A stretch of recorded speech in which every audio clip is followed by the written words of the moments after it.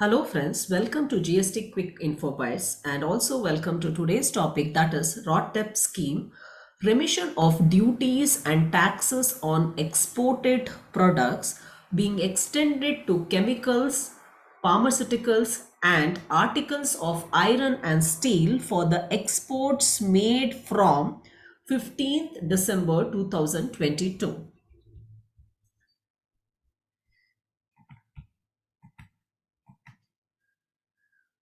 RoDTEP, that is remission of duties and taxes on exported products, was made effective from 1st January 2021. Well, I had posted a video on RoDTEP earlier as well, the link of which I'm providing in the description below. However, it is now being extended to chemicals, pharmaceuticals and articles of iron and steel from 15th December 2022. Let's try to understand as to what is RoDTEP all about. Well, RoDTEP scheme is an incentive given for exports from India in order to boost exports.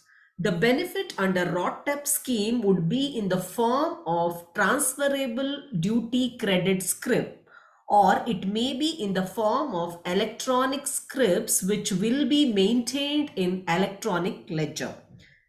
Rebate would be granted to the eligible exporters as a percentage of FOB value, or even as a fixed quantum of rebate amount per unit has also been notified.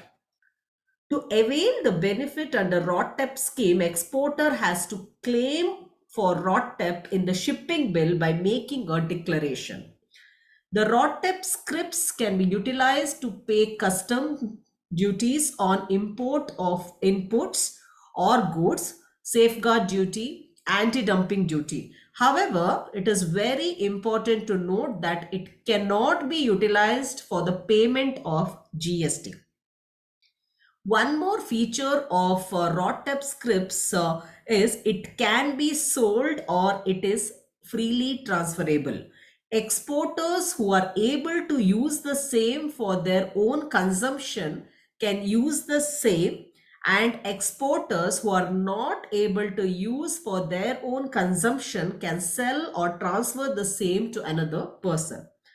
Now, moving on to understand GST impact on RoDTEP scheme or scripts. Well, there are two scenarios which needs your attention here.